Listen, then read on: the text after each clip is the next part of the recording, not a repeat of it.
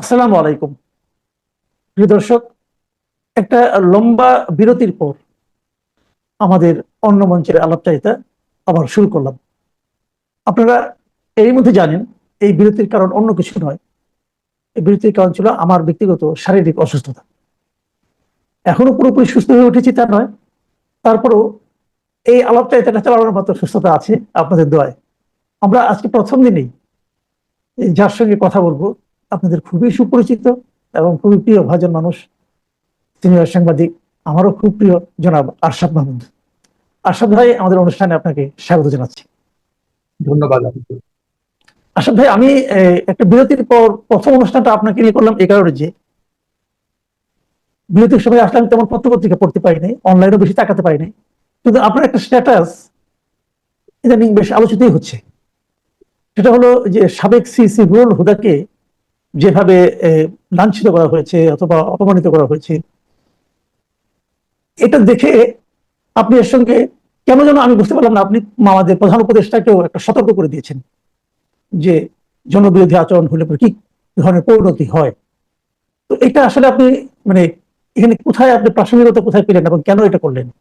আপনার কাছে কি ইউনূস সাহেবের কর্মকাণ্ডকে খুবই আপনার জনবিরোধী মনে হচ্ছে? ধন্যবাদ আপনাকে।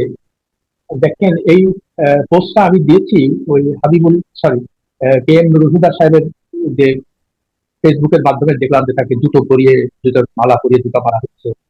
তো এটা দেখে আমার একটু খুবই অস্বস্তি বোধ করছিলাম আর কি।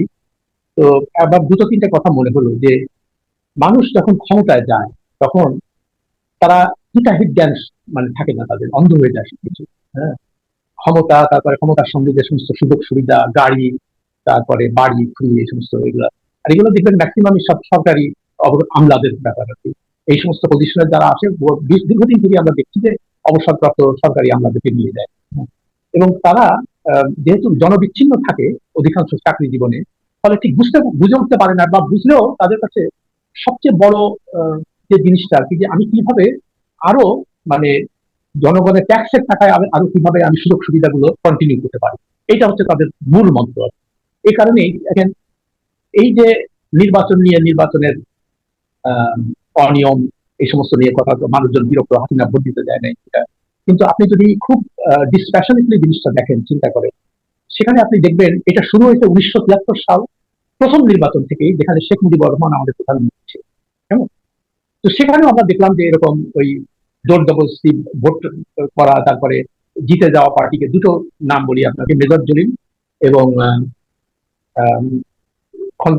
কি বলে, আব্দুল রশিদ ইঞ্জিনিয়ার, দাউদ কাদির। এরা তখন আমরা শুনতেছিলাম যে জিতে যাচ্ছে, তখন তো আর আগের মতো এরকম মানে ইনস্ট্যান্টলি ইয়ে হতো না, বিটিভি যেটা প্রকাশ করতো বা বেতার যেটা প্রচার করতো। তারপরে দেখা গেল তারা অনেক ভোটে এগিয়ে ছিল, হঠাৎ করে সেখানে নির্বাচন বন্ধ হয়ে গেল, ভোট বন্ধ হয়ে গেল। তারপরে সমস্ত মানে সন্ধ্যার সময় আমরা দেখলাম যে একটাতে খন্দকার মোর্শাদ জিতেছে কুমিল্লাতে, মানে রশিদ ইঞ্জিনিয়ারকে হারিয়ে, আর মেজর জলিল হেরে গেছে। তো এই তখন থেকেই মানে এগুলো শুরু হয়েছে, যেহেতু আমরা তো প্রশ্ন করি না, বা এই কারণে এই সমস্ত, এবং প্রতিটা নির্বাচনে খালি ওই কি বলে আপনার তত্ত্বাবধায়ক সরকারের নির্বাচন 1991 সাল, 96 সাল, 2001 সাল আর 2008, এটা মোটামুটি যেহেতু ক্ষমতাসীনদের মানে তত্ত্বাবধানে এটা হয় নাই, তত্ত্বাবধায়ক সরকারের অধীনে হয়েছিল, সেজন্য মোটামুটি গ্রহণযোগ্যতা ছিল। তো শেখ হাসিনার আমলে তো আমরা নির্বাচন কি জিনিস, ওই তার তো একটা মানে রোগে পরিণত হয়েছিল যে এইটা আমার বাপের দেশ এবং আমি উত্তরাধিকার সূত্রে এই সম্পত্তির মালিক। এটা সে সর্বক্ষণ মানে এইটা তার মাথায় ছিল, এবং সে কিসের সংবিধান, কিসের বিচার বিভাগ, কিসের আইন, মানে এর কোনো কিছু আমি মানি না, এটা আমার বাপের ডাক, আমি সম্পত্তির মালিক, অত যা ইচ্ছা তাই করবো। খুব ভালো কথা। এই প্রবণতা থেকে আমরা যখন এই গণ অভ্যুত্থান হলো 2025-এ, হওয়ার পরে সেটা বিদায় হলো, তো স্বাভাবিকভাবে আমরা মানে এতটা আশান্বিত হলাম যে যাক, এবার আমাদের আরো একটা সুযোগ আসছে। কেমন সুযোগ? কিন্তু 1972 সালে একবার আসছিল, মানে যখন বিভিন্ন মত এবং পথকে শেখ মুজিব এক করতে পেরেছিলেন। কেমন? তখন তার কথা দেশ উত্তর আর বসতো সবাই। কিন্তু আমরা, তিনি কেন জানি না সেই পথে না, যে ওই আওয়ামী লীগ, ওই পরিবার এই সময় করতে থাকলেন, পরিণতি যা হওয়া হয়েছিল এটা আপনারা সবাই জানেন, এটা কিছু তোলার দরকার নেই। পরে জিয়াউর রহমান সাহেব আসলেন, তখন আমরা মনে করলাম যে বিপ্লবের পরে আসছে উনি, এসে যাই হোক উনি খুব একটা বেশি করতে পারেন নাই, তার আগে তো সে মারা গেল। তারপরে হোসেন মোহাম্মদ এরশাদ আসলেন, এসে সেও ওই একই কথা, একই কাজ। তো আমরা ভেবেছিলাম যে শেখ হাসিনা বা খালেদা জিয়া হয়তো বা এই যেহেতু গণ অভ্যুত্থানের মাধ্যমে আসছিল, তাহলে তারা হয়তো ভালো কাজ করবে, কিন্তু দুর্ভাগ্যজনক ভাবে জাতির দুর্ভাগ্য আর কি, তারাও ওই একই পরিবারতন্ত্র, লুটপাট, দুর্নীতি এসবের মধ্যে ছেয়ে গেল।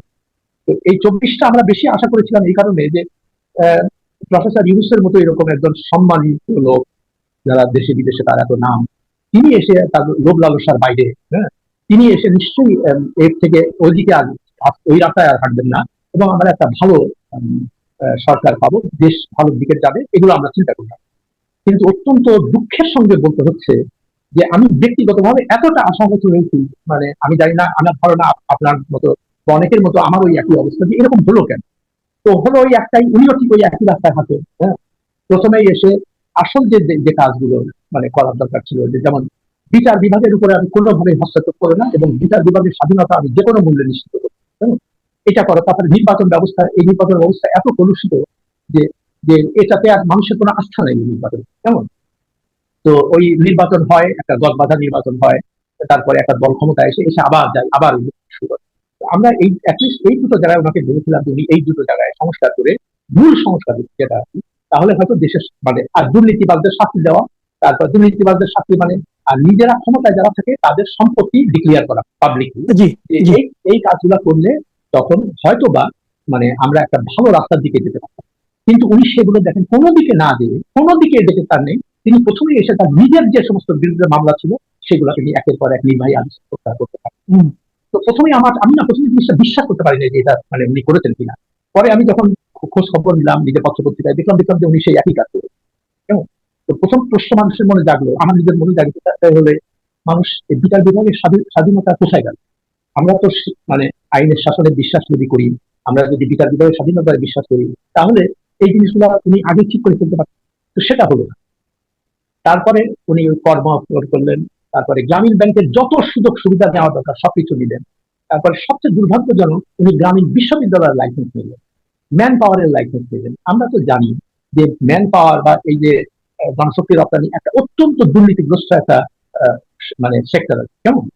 আচ্ছা, তো এখানে উনি যদি সত্যিকার অর্থে দেশপ্রেমিক হতেন, তো ওনার প্রথমেই উচিত ছিল এইটাকে কিভাবে এই দুষ্ট চক্রকে ভেঙে একটা মানে ভালো ম্যান পাওয়ার ব্যবসাটাকে মানে ট্রান্সপারেন্ট করা, মানুষ যাতে মানে কোনো বিড়ম্বনা ছাড়া, ভোগান্তি ছাড়া বেশি পয়সা দিয়ে বিদেশে যাওয়া, এগুলো থেকে মানুষ মুক্তি পেত। কিন্তু উনি সেটা করলেন না, উনি ওই লাইসেন্সে নিলেন।